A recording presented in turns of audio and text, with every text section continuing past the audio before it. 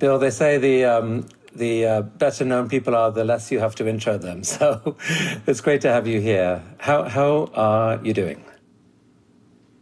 Well, I think this is an unprecedented, really disconcerting time for everyone. On the menu today, Bill Gates. So as he was asked, you see him do he kind of squeezes in on himself. The shoulders come in. It's slight. But then you see a really hard swallow. And at this moment, we're just going to chalk it up to interview jitters. With things being shut down, not knowing exactly how long it's going to last, worrying about the health of all the people we care about. I'm lucky that I get to connect up with video conferencing using Teams a lot And so we see more of it, and it just goes into the jitters. The shoulder comes up. He squeezes in again. He's twirling in his chair, and he's not even talking about anything real controversial. I'm lucky that I get to video conference. So when we look at him now, we need to understand that a lot of stress is going to be from being interviewed and take that into account. And so we're looking for something that goes above and beyond what we've already seen. Foundation is stepping up, and there's a lot of great people trying to help with this crisis. But it's scary for everyone. Are you basically stuck at home like many of us watching? And then we see the tight-lippedness. It's scary for everyone. But if you cover his mouth and just look at his eyes and the upper part of his face, it's like a smile. It's like he's tight-lipping a smile. It's scary for everyone. It's exciting. Now, Bill Gates has more of an analytical mind. When you have personalities with that, less empathy, more emotional distancing. So they look at things from a factual, doesn't affect me point of view. But they know that it is not socially acceptable to do that. And so you hear words added into, it's stressful for everyone. It's bad for everyone. It's not good for anybody. And then the guy makes a comment about being stuck at home, and it's socially now acceptable to smile. Now, the underlying issue of what's going on through his mind, we don't know. But we know that is what's there. Let's start here, Bill. 5 years ago, you stood on the TED stage and you gave this chilling warning that the world was in danger at some point of a major pandemic. People watching that talk now, the hair stands up in the back of their neck. It is exactly what we're living through. What happened? Did people listen to that warning at all? Basically, no. I was hopeful that with the Zika and Ebola and SARS and MERS, they all reminded us that particularly in a world where people move around so much, you can get huge devastation. And so the talk was to say, hey, we're not ready for the next pandemic, but in fact, there's advances in science that if we put resources against them, we can be ready. Sadly, very little was done. There were some things. The Coalition for Epidemic Preparedness Innovation.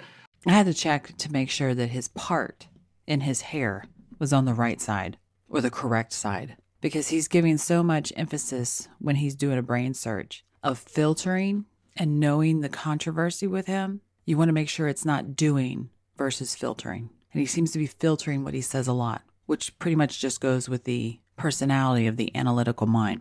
CEPI was funded by our foundation, Wellcome Trust, and a number of governments to do some of the platform vaccine work. But in the area of diagnostics, antibodies, antivirals, basically doing the disease games that I talked about where we'd simulate what needed to be done, we hardly did anything. And so now here we have a respiratory virus that is sadly fulfilling some of the more negative predictions I made. I mean, last month you said that this might be the big one. You wrote that this could be the sort of once in a century. I don't know what he's doing, but he's like jerking around like something's going on. And we can't see the arm, so I don't know what he's jerking at. Pandemic that people had been fearing. Is that how you think of it still? Well, it's awful to say this, but we could have a respiratory virus whose case fatality rate was even higher if this was something like smallpox. that kills 30% of people. So this is horrific. But, in fact, most people, even who get the COVID disease, are able to survive. So in that, it's quite infectious, way more infectious than MERS or SARS were. It's not as fatal as they were. And yet the disruption we're seeing in order to knock it down is really completely unprecedented. So this is it's going global. So I find that part interesting because, again, he's not actually talking about a very deadly disease. I mean, he literally tells you it's not as deadly as SARS and it's not as deadly as MERS. The action to knock it down is unprecedented. And as you see him talk, he's still in that tight bubble. He's very tight in himself. It gives more stress in that area. Remember, we talked about he's already stressed from the interview stress. But then we see like an uptick in it when he's talking about it's not as deadly as MERS and it's not as deadly as SARS. When he goes through that spiel, he's very stressed.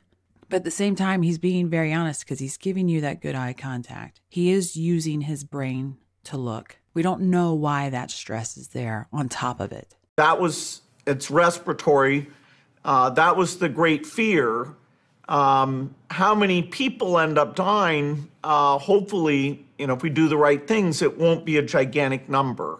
So it's, we should end up not having a 1918 flu situation. We should be able to do a lot better than that. And that's because of actions that we would take. I mean, left. I think I just figured out why he was sitting there doing the jerking motion. At this moment, I think it was because he was motioning for someone and they gave him his drink. Without the right actions, the prospects are pretty deadly. I mean, if we knew what we knew in 1919, this thing could take out many. Yeah, he's looking at somebody. So there's an interaction there. He's not only just listening to Chris Anderson, he's looking at someone else in the room. Who knows? So even because folks people who want sort of county by county or say, let's get back online faster, say, well, look, in some states there's less than 200 cases. In many states there's less than 200 cases right now. You're saying even in those states, the same kind of shutdown needs to occur? Well, let's say you have 100 cases, and let's say you don't do a shutdown, then it grows 33% per day. So you take 100, you get 1,000, you get 10,000. It's exponential growth. If you're not stopping it, you see in the one part where he talks about exponential growth, he's being rather open. And you see a lot of joy and happiness in that. It's excitement. But you have to understand he's coming from the bubble of his group that finds his acceptable behavior and acceptable thought processes, which is why you won't see shame or trying to hide from something that is socially unacceptable. Group bubbles allow for that kind of mentality. The sooner you engage in the shutdown, the easier it is to get to that peak. We have not peaked. The parts of the country that aren't shut down, in late April, we should start to see the numbers peak there. They'll still be too high to open up. So you'll probably have to go another month to really get those numbers down. But any part of the country that has cases, and truthfully, because of our problems with testing. And as he speaks, you still see him filtering what he says. But he's talking about straight numbers and strategies for numbers on the analytical side. So that makes sense. Because we're not prioritizing testing the right way, that a lot of those places actually do have cases. But even if they have the 100, that will grow, and people do cross county boundaries. And so basically the whole country needs to do what was done in the part of China where they had these infections. Yeah, and it's worth pointing out again that... And then he gives a opinion about what the country should do in comparison to China, and you see him go tight-lipped on it. It's like seeds being planted in the brain. Talk about something long enough, eventually it becomes reality. Thank you to Bombards Body Language. If you invited at least one person in February, we kind of feel like, yes, if we can keep doing that, we're going to keep growing, and we're going to achieve what we want to achieve, what we all want to achieve together, right? I think is, content freedom, man. If you'd like to learn more about analysing body language, there is a video course available on Mandy's website for Gold subscribers, where Mandy teaches more about her techniques of deception detection. There's also other content such as the Crime series and Interesting Minds series, available to both Gold and Silver subscribers. If you like it, please share and subscribe. Thanks for watching.